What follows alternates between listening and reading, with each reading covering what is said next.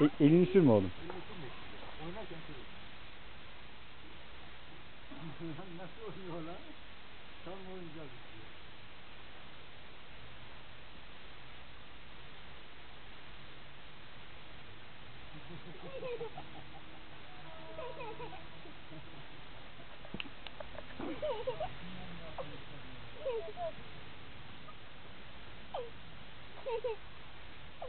Bak yatıyor.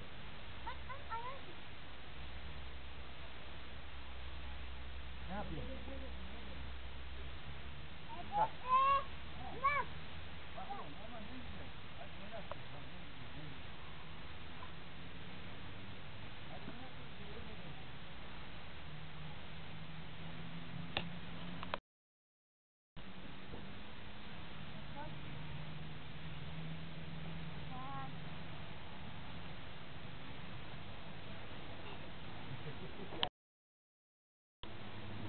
Bırak. Onu bırak. Yarısından tak.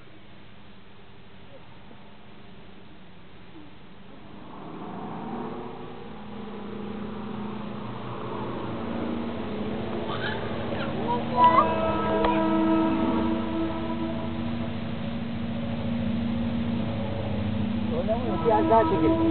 Kaldır, biraz daha çekil. Kaldır bak, kaldır sen. Oynar. Yukarı yukarı. Ha, yukarı yukarı kaldır. Ha, aferin.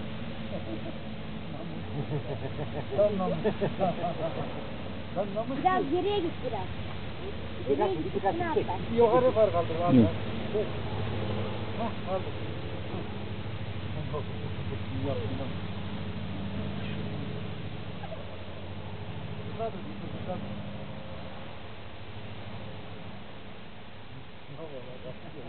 Bu yaman var ya bu. Bu acayip yaman bu yazıları. Elleme, elleme, elleme. İkine mi? Mıstırı versin. Bak bu tırnaklara bak. Bu tırnaklara bak. Bu kuşluyor ya. Yaman diyor. Çekil, çekil, çekil, çekil. Yok yok yok bir şey yok.